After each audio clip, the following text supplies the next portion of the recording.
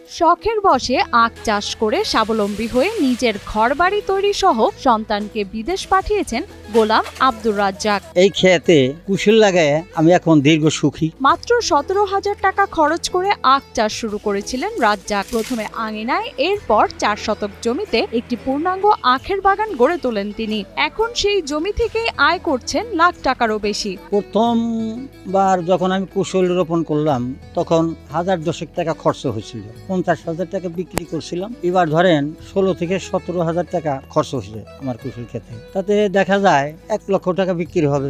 নিজ বাড়ির আঙিনায় রোপণ করা একটি আখের চারাই যেন বদলে দিয়েছে রাজ্জাকের জীবন। ঘরবাড়ি নির্মাণ থেকে শুরু করে সন্তানকে বিদেশ পাঠানোর খরচ সবই এসেছে তার এই আখ চাষের আয় থেকেই। আমার ছেলে মেয়ে লেখাপড়া করাইছি, আরো বিয়ে থাওয়া দিছি, লাতিপুতি খেনা মানুষ করতেছি। এই কুশলের পারে আবাদ করে খুব উন্নতি পাইছি। পাবনার আটঘরিয়ার কদমডাঙ্গা গ্রামের কৃষক আব্দুর রাজ্জাক প্রায় 3 বছর আগে বাজার থেকে কিনে আনা সুমিষ্ট একটি আখের স্বাদ এতটাই ভালো লেগে যায় যে পরদিনই আরেকটি আখ এনে নিজ বাড়ির আঙিনায় রোপণ করেন তিনি। বাজার থেকে একটা কুশল কিনে নিয়ে আসলাম। সেই কুশলটা আমার মেয়ে নাতি নিয়ে খেয়ে একটা ডুম গাড়িয়ে রাখছিলাম মাটিতে, পুঁতে রাখার পর একটা সোপ হইলো। সেই সোপে থেকে আমার দেখা যায় বছরে খেয়েও দেখা যাচ্ছে 200-400 টাকা বিক্রি হয়। একসময় সবজি চাষাবাদ দিয়ে আখ চাষ করাকে পাগলামি মনে করতেন রাজ্জাকের স্ত্রী ফরিদা পারভিন, কিন্তু গত 2 থেকে 3 বছরের সফলতায় স্বামীর পরিতৃপ্তির হাসি ছড়িয়ে পড়েছে যেন তার চোখে মুখেও।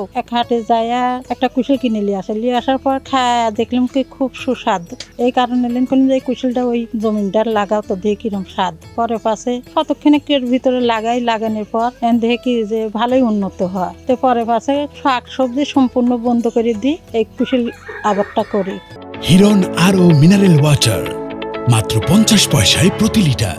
বর্তমানে রাজ্জাকের জমিতে চাষ হচ্ছে জনপ্রিয় BSRI 44 জাতের আখ, যার প্রতিটি গাছের উচ্চতা প্রায় 12 ফুট পর্যন্ত। প্রতিদিন সকাল থেকে বিভিন্ন বয়সী মানুষ রাজ্জাকের বাগান দেখতে আসেন। কেউ খাচ্ছেন, কেউ বা আবার কিনে নিয়ে যাচ্ছেন। যদি মুখেও খায় তাও নরম এবং মিষ্টি, রস বানায় বিক্রি করে। তবে এই কুশলটা খুব উন্নত মান।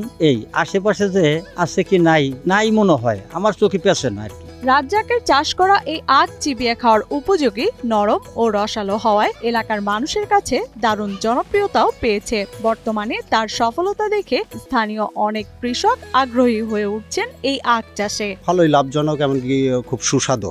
দেখে আমরা ভাবতেছি যে আমি নিজেও ভাবতেছি যে দেখি আমার বাড়ির পাশে কিছু জায়গা আছে, পরিত্যক্ত জায়গা, ওখানে দেখি চাষ করবো এরকম। এই জন্যই গোলাম রাজ্জাকের কাছে আসছি পরামর্শ নিতে। চিন্তা করলাম যে আল্লাহ বাচ্চারাকে আমাকে সামনে বার আমি এখান থেকে বেসন নিয়ে আমি আমার যেহেতু আমার জায়গা পরে আছে, আমি শাকসবজি করি, ওই জায়গায় শাকসবজি না করে আমি সামনের হয়তো আমি কুশল করব, এটা আমি আশাবাদী।